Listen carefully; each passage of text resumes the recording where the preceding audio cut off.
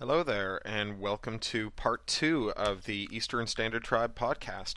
I'm Cory Doctorow. I wrote this novel, Eastern Standard Tribe, and it was published 2004. You can buy it in bookstores, or you can download the free text, or you can do both, and you can listen to it, which is what you're doing now. A little bit of news before I do the reading. I'm off to New York tomorrow. I'm no time to socialize. Don't even bother asking. Have very little social moments in this trip, and they're all spoken for. Sorry, but I am doing some talks there, so maybe I can meet you there. January the 18th, if you work in publishing or have a compelling interest in publishing, Google Unbound conference is on. So that's at the New York Public Library. And on January the 20th at New York NYU, the Free Culture Club and the Association for Computing Machinery are sponsoring a talk by me. And so you can get details on both of those by going to craphound.com. It's like the second item on the blog right now. The big news this week, of course, is yesterday I launched Overclocked, my short story collection from Avalon Books. You've heard lots about it on this podcast.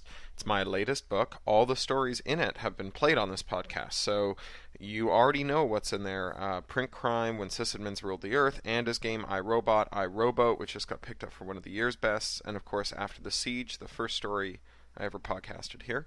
There are some book launches coming up. Some of them are details TBD, Vancouver, San Diego, like Raleigh, Durham, and I'm missing one. I always miss one. But I do have a couple confirmed. Oh, and Los Angeles, details still TBD. But I have a couple confirmed. Baca Books in Toronto, February the 1st, 7 p.m. And Borderland Books in San Francisco, February the 8th, also 7 p.m. It's a good time for a book launch. So I'm going to be reading and signing there. You can get signed copies of the book. I've done this before. It works really well. So what you can do is write to either or email or call either Baca Books if you're in Canada, or a great comic store here in Los Angeles called Secret Headquarters if you're in Los Angeles. And you tell them what you want me to write in the book, and I'll sign it and write it in there, and they'll put it in the mail to you. Baca, you've got to get your order in before the signing, February 1st. But Secret Headquarters, they're just down the road, and I go in once or twice a week, so I can do the signings then. All the details, including their contact info, you can get at craphound.com /overclocked, and you'll see a link on the side that says get a signed copy shipped to your door. So, thank you very much for listening this far, and as a reward, I'll give you some story. Once the messy business of negotiating EU healthcare for foreign nationals had been sorted out with the EMTs and the casualty intake triage, once they'd both been digested and shat out by a dozen diagnostic devices from X-rays to MRI, once the harried House officers had impersonally prodded them and presented them both with hard copy FAQs for their various injuries, second-degree burns, mild shock for Art, pelvic dislocation, minor kidney bruising, broken femur, whiplash, concussion, and mandible trauma for Linda, they found themselves in adjacent beds in the recovery room, which bustled as though it, too, were working on GMT-5, busy as a 9 p.m. restaurant on a Saturday night. Art had an IV taped to the inside of his left arm, dripping saline and tranks, making him logy and challenging his circadians. Still, he was the more mobile of the two, as Linda was swaddled in smart casts that both immobilized and massaged her, all the while osmosing transdermal anti-inflammatories and painkillers. He tottered the 2 steps to the chair at her bedside and shook her hand again. "Don't take this the wrong way," he said, "but you look like hell." She smiled. Her jaw made an audible pop. "Get a picture, will you? It'll be good in court." He chuckled. "No, seriously. Get a picture." So he took out his comm and snapped a couple pics, including one with the night vision filters, to compensate for the dimmed recovery room lighting. "You're a cool customer, you know that?" he said, as he tucked his camera away. "Not so cool. This is all a coping strategy. I'm pretty shook up, you want to know the truth. Could have died." "What were you doing on the street at 3 a.m. anyway?" "I was upset, so I took a walk. Thought I'd get something to eat or a beer or something." "You haven't been here long then, huh?" She laughed, and it turned into a groan. "What the hell is wrong with the English anyway? The sun sets and the city rolls up its streets. It's not like they got this great tradition of staying home and surfing cable or anything. They're all snug in their beds, farting away their lentil roasts. That's it. You can't get a steak here to save your life. Mad cows, all of them. If I see one more gray soy sausage, I'm going to kill the waitress and eat her. You just need to get hooked up, he said. Once we're out of here, I'll take you out for a genuine blood pudding, roast beef, and oily chips. I know a place. I'm drooling. Can I borrow your phone again? I think you're going to have to dial for me. It's okay. Give me the number. She did, and he cradled his calm to her head, He was close enough that he could hear the tinny, distinctive ringing of a North American circuit on the other end. He heard her shallow breathing, heard her jaw creak. He smelled her shampoo, a free polymer new car smell, smelled a hint of her sweat. A cord stood out on her neck, merging in an elegant V with her collarbone, an arrow pointing at the swell of her breast under her paper gown. Toby, it's Linda. The Munchkin voice chittered down the line. Shut up, okay? Shut up. Shut. I'm in the hospital. More chipmunk. Got hit by a car. I'll be okay. No. Shut up. I'll be fine. I'll send you the FAQs. I just wanted to say... She heaved a sigh and closed her eyes. You know what I wanted to say. Sorry, all right. Sorry it came to this. You'll be okay. I'll be okay. Just didn't want to leave you hanging. She sounded groggy, but there was a sob there, too. I can't talk long. I'm on a shitload of dope. Yes, it's good dope. I'll call you later. I don't know when I'm coming back, but we'll sort it out then, all right? Okay? Shut up. You too. Okay. She looked up at Art. My boyfriend. Ex-boyfriend. Not sure who's leaving whom at this point. Thanks. She closed her eyes. Her eyelids were mauve, a tracery of pink veins. She snored softly. Art set an alarm that would wake him up in time to meet his lawyer, folded up his calm and crawled into bed. His circadians swelled and crashed against the sides of his skull, and before he knew it, he was out. Chapter 6. Hospitals operate around the clock, but they still have their own circadians. The noontime staff were still overworked and harried, but they were chipper and efficient too, without the raccoon-eyed jitters of the night before. Art and Linda were efficiently fed, watered, and evacuated, and then left to their own devices, blinking in the weak English sunlight that streamed through the windows. Lawyers have worked it out, I think, Art said. Good news. She was dopamine heavy, her words lizard slow. Art figured her temper was drug senseless, and it gave him the courage to ask her the question that had been on his mind since they'd met. Can I ask you something? It may be offensive. Go ahead. I may be offended. Do you do this a lot? I mean, the insurance thing? She snorted, then moaned. It's the Los Angeles lottery, dude.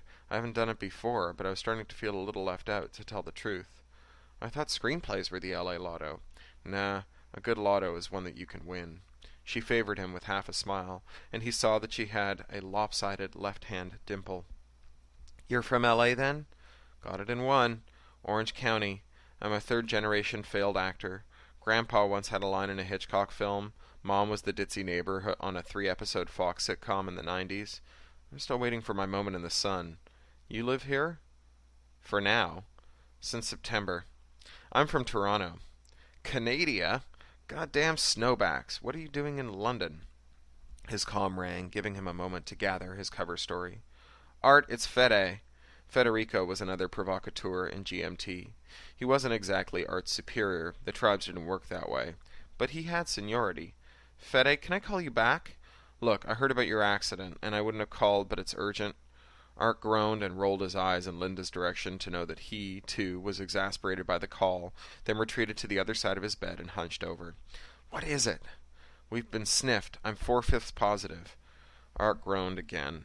Fede lived in perennial terror of being found out and exposed as an ES tribesman, fired, deported, humiliated.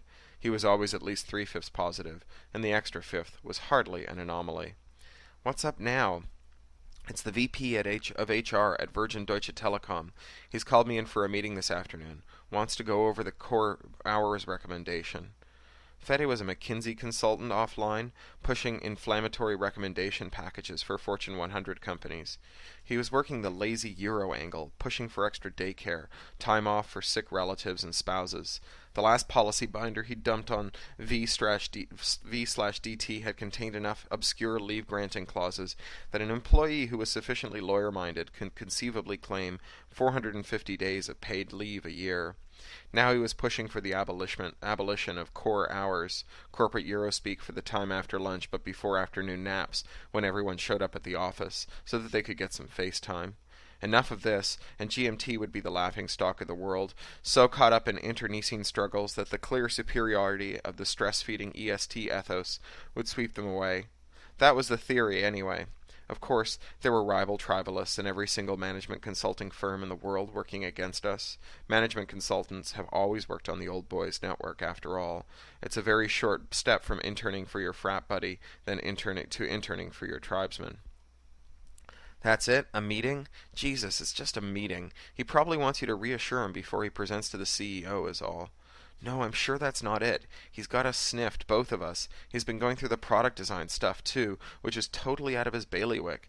I tried to call him yesterday, but his voicemail rolled over to a boardroom in O'Malley House. O'Malley House was the usability lab, a nice old row of connected Victorian townhouses just off Piccadilly. It was where Art consulted out of. Also, 200-odd usability specialists, product designers, experience engineers, cog-site cranks, and other tinkerers of the mind.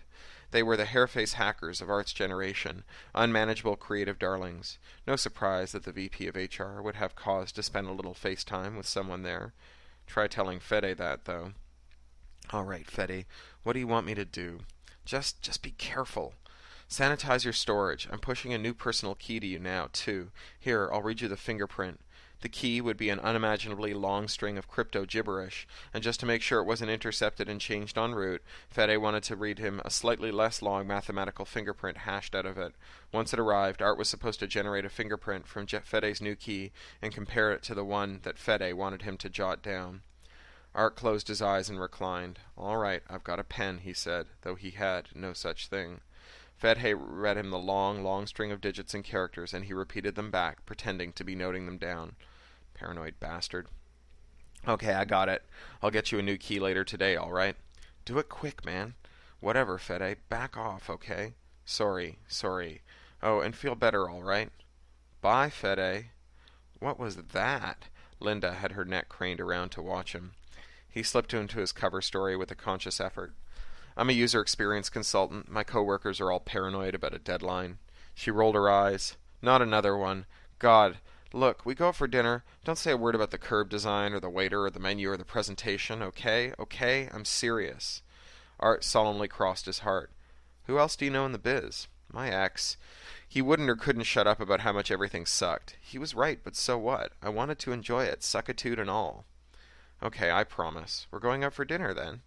The minute I can walk, you're taking me out for as much flesh and entrails as I can eat. It's a deal. And then they both slept again. Chapter 7. Matt cute, huh? Linda was short and curvy, dark eyes and pursed lips and an hourglass figure that she thought made her look top-heavy and big-assed, but I thought she was fabulous and soft and bouncy.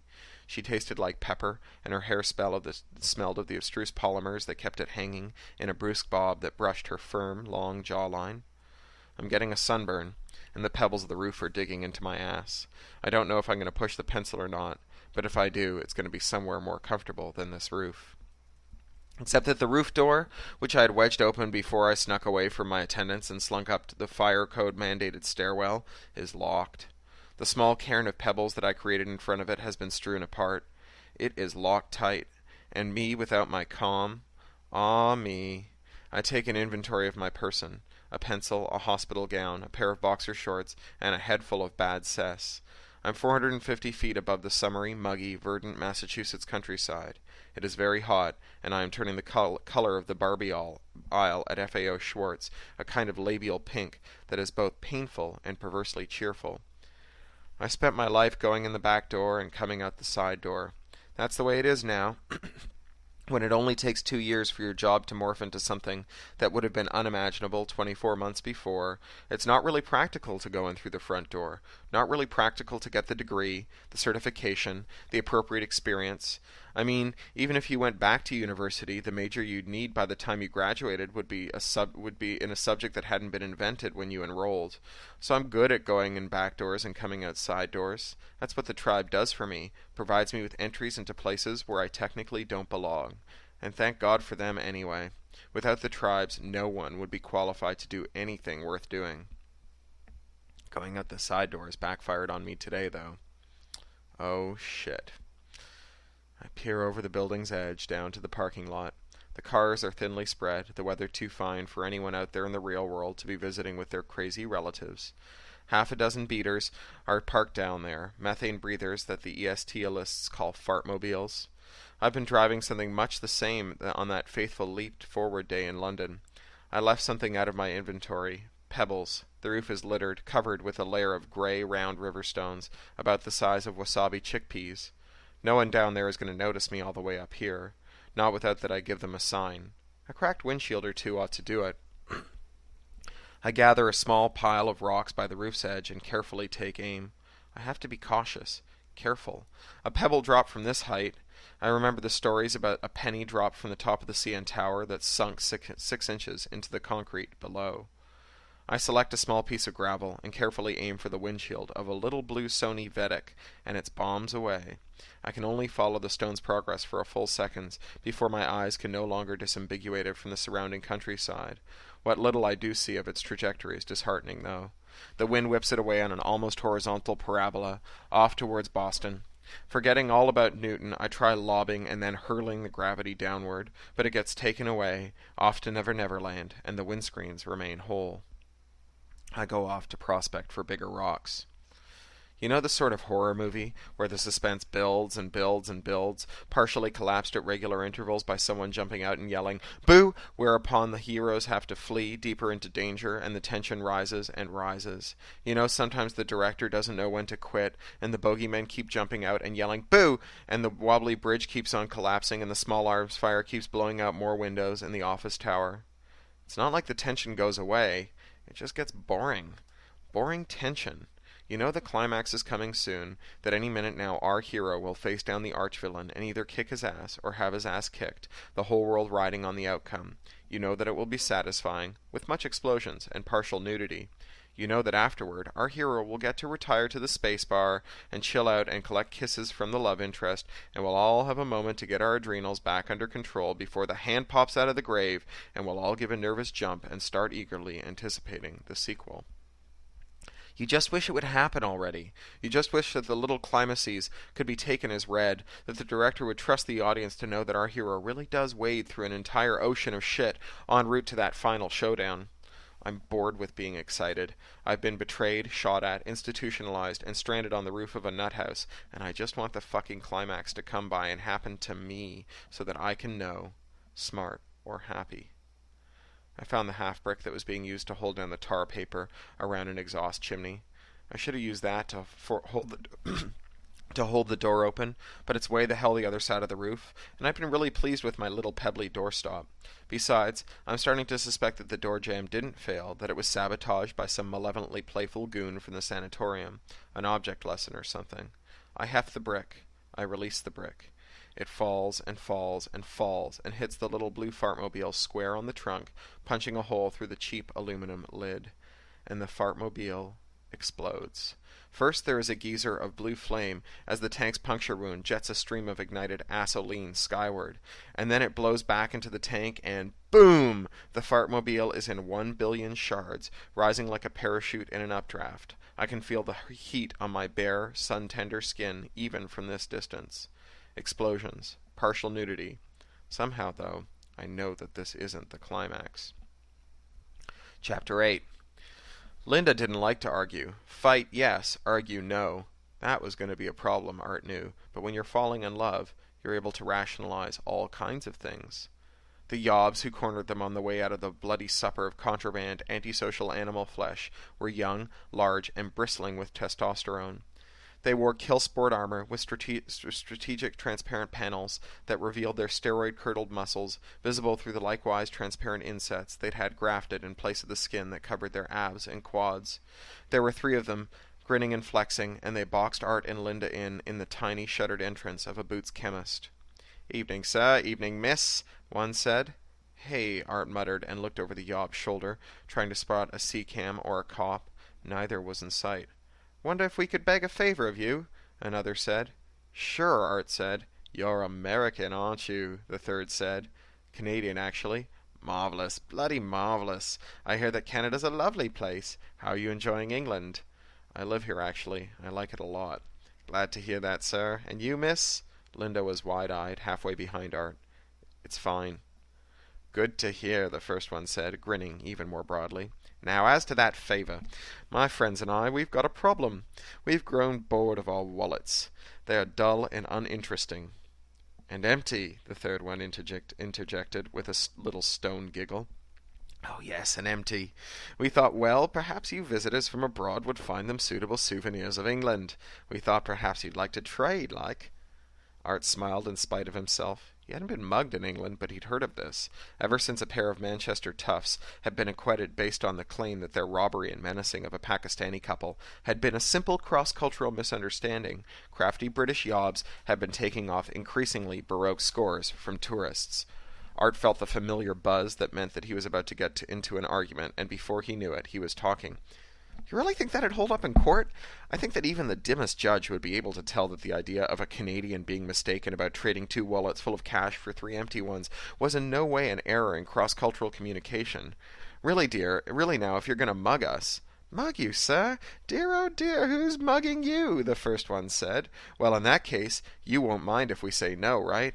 Well, it would be rather rude, the first one said. After all, we're offering you a souvenir in the spirit of transatlantic solidarity. Genuine English leather, mine is, belonged to my grandfather.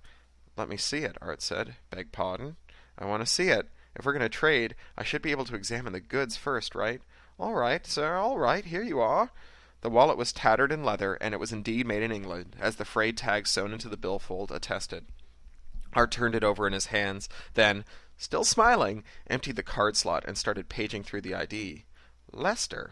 Lester swore under his breath. Less, actually. Hand them over, please. They don't come with a wallet. They don't. But surely a real British wallet is hardly complete without real British identification. Maybe I could keep the NHS card, something to show around to Americans. They think socialized medicine is a fairy tale, you know. I really must insist, sir. Fuck it, Les, the second one said, reaching into his pocket. This is stupid. Get the money, let's push off. It's not that easy anymore, is it? The third one said. Fellow's got your name, Les? Spad. Well, yes, of course I do, Art said. But so what? You 3 are hardly nondescript. You think it'd be hard to pick your faces out of a rogues gallery?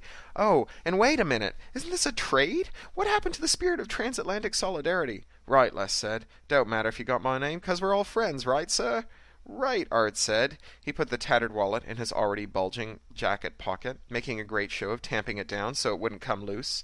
Once his hand was free, he extended it. Art Berry, late of Toronto. Pleased to meet ya. Art shook his hand. I'm Les, and these are my friends, Tom and Tony. Fuck, Tom, the second one said. Les, you stupid cunt. Now they got our names, too. The hand he'd put in his pocket came out, holding a taser that sparked and hummed. Gotta get rid of him now. Art smiled, and then reached very slowly into his pocket. He pulled out his comm, dislodging Les's wallet so that it fell to the street. Les, Tom, and Tony stared at the glowing comm in his hand. Could you repeat that, Tom? I don't think the 999 operator heard you clearly. Tom stared dumbfounded at the comm, watching it as though it were a snake. The numbers 999 were clearly visible on its display, along with the position data that pinpointed its location to the meter. Les turned abruptly and began walking quickly towards the tube station. In a moment Tony followed, leaving Tom alone, the taser still hissing and spitting, his face contorted with frustrated anger, and he feinted with the taser, barking a laugh when Art and Linda cringed back, and then they took off at a good run after his mates. Art clamped the comm to his head. They've gone away, he announced, prideful. Did you get that exchange? There were 3 of them, and they've gone away. From the comm came a tight, efficient voice, a male emergency operator. The speech was accented, and it took a moment to place it. Then Art remembered that the overnight emergency call centers had been outsourced by the English government to low-cost cube farms in Manila. Yes, Mr. Barry. His comm had already transmitted his name, immigration status, and location, creating a degree of customization more typical of fast food delivery than government bureaucracies. That was bad, Art thought professionally. GMT Polizeidatum was meant to be a solid wall of oatmeal-thick bureaucracy, courtesy of some crafty anonymous Pacific Daylight tribalist. Please stay at your current location. The police will be on the scene shortly. Very well done, sir. Art turned to Linda, triumphant, ready for the traditional post-rhetorical accolades that witnesses of his verbal acrobatics were wont to dole out, and found her in an attitude of abject terror. Her eyes were crazily wide, the whites visible around the irises, something he'd read about but never seen firsthand. She was breathing shallowly and had gone ashen. Though they were not an actual couple yet, Art tried to gather her into his arms for some manly comforting, but she was stiff in his embrace, and after a moment planted her palms on his chest and pushed them back firmly, even aggressively. "Are you all right?" he asked. He was adrenalized, flushed. "What if they decided to kill us?" she said, spittle flying from her lips. "Oh, they weren't going to hurt us," he said. "No guts at all." "God damn it, you don't know that! Where do you get off playing around with my safety? Why the hell didn't you just hand them over your wallet, call the cops, and be done with it? Macho fucking horseshit!" The triumph was fading, fast replaced by anger. "What's wrong with you? Do you always have to snatch defeat from the jaws of victory? I just beat off those 3 assholes without raising a hand, and all you want to do is criticize? Christ, okay, next time we can just hand over our wallets. Maybe they'll want a little rape too. Should I go along with that? You just tell me what the rules are, and I'll be sure to obey them. You fucking pig! Where the fuck do you get off raising your voice to me? And don't ever joke about rape. It's not even slightly funny, you arrogant fucking prick." Art's triumph deflated. "Jesus," he said. "Jesus, Linda, I'm sorry. I didn't realize how scared you must have been. You don't know what you're talking about. I've been mugged a dozen times. I hand over my wallet, cancel my cards, go to my insurer. No one's ever hurt me. I wasn't the least bit scared until you opened your big goddamn mouth." Sorry about the rape crack. I was trying to make a point. I didn't know," he wanted to say, "I didn't know you'd been raped, but thought better of it. I didn't know it was so personal for you." Oh, Christ. Just because I don't want to joke about rape, you think I'm some kind of victim, that I've been raped. Art grimaced. "Well, I haven't, shithead, but it's not something you should be using as a goddamn example in one of your stupid points. Rape is serious." The cops arrived then, 2 of them on scooters, looking like meter maids. Art and Linda glared at each other for a moment, then forced smiles at the cops, who had dismounted and shed their helmets. They were young men in their 20s, and to Art they looked like kids playing dress-up. "Evening, miss, sir. I'm P.C. McGivens, and this is P.C. DeMoss. You called emergency services?" McGivens had his comm out, and it was pointed at them, slurping in their identity on police override. "Yes," Art said, "but it's okay now. They took off. One of them left his wallet behind." He bent and picked it up and made to hand it to P.C. DeMoss, who was closer. The cop ignored it. "Please put that down. We'll gather the evidence."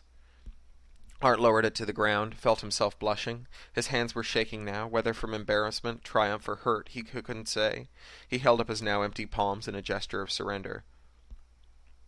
"Step over here, please, sir," P.C. McGivens said, and then led him off a short way, while P.C. Blaylock closed in on Linda. "Now, sir," McGivens said, in a businesslike way, "please tell me exactly what happened." So Art did, tastefully omitting the meat parlor where the evening's festivities had begun. He started to get into it, to evangelize his fast-thinking bravery with the phone. McGivens obliged him with a little grin. "Very good, sir. Now again, please." "I'm sorry," Art said. "Can you repeat it, please? Procedure." "Why, can't really say, sir. It's procedure." Art thought about arguing, but managed to control the impulse. The man was a cop, he was a foreigner, albeit a thoroughly documented one, and what would it cost? He'd probably left something out anyway. He retold the story from the top, speaking slowly and clearly. P.C. McGivens aimed his comm artwards, tapped out the occasional note as Art spoke. "Thank you, sir. Now once more, please." Art blew out an exasperated sigh. His feet hurt, and his bladder was swollen with drink. "You're joking." "No, sir, I'm afraid not. Procedure." "But it's stupid. The guys who tried to mug us are long gone. I've given you their descriptions. You have their identification." But they didn't, not yet. The wallet still lay where Art had dropped it.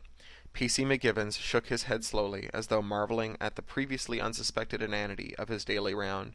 "All very true, sir, but it's procedure, worked up by some clever lad using statistics. All this increases our success rate. It's proven." Here it was. Some busy tribalist provocateur, some compatriot of Fede, had stirred the oats into Her Majesty's Royal Constabulary. Art snuck a look at Linda, who was no doubt being subjected to the same procedure by P.C. DeMoss. She'd lost her rigid, angry posture, and was seemingly, amazingly, enjoying herself, chatting up the constable like an old pal. "How many times have we got to do this, officer?" "This is the last time. You'll have to repeat it to me." Art's professional instincts perked up at the weasel words in the sentence. "To you? Who else do I need to go over this with?" The officer shook his head, caught out, "Well, you'll have to repeat it 3 times to P.C. DeMoss once he's done with your friend, sir. Procedure." How about this, Art said. How about I record this last statement to you with my comm? Then I can play it back 3 times for PC DeMoss. Oh, I'm sure that wouldn't do, sir. Not really the spirit of the thing, is it?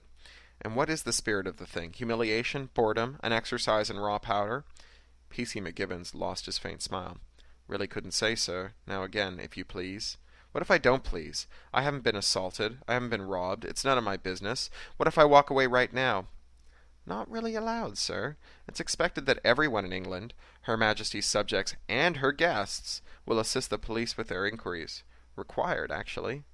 Reminded of his precarious immigration status, Art lost his attitude.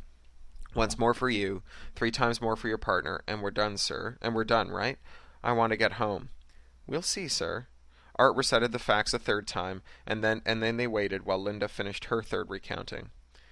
He switched over to PC DeMoss, who pointed his comm expectantly. Is this all just to make people reluctant to call the cops? I mean, this whole procedure seems like a hell of a disincentive. Just the way we do things, sir, PC DeMoss said without rancor. Now let's have it, if you please.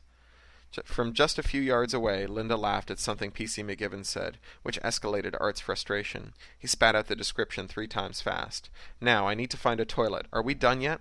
Afraid not, sir. Gonna have to come by the station house and look at some photos. There's a toilet there. I can't wait that long, officer. PC DeMoss gave him a reproachful look. I'm sorry, all right, Art said. I lack the foresight to empty my bladder before being accosted in the street.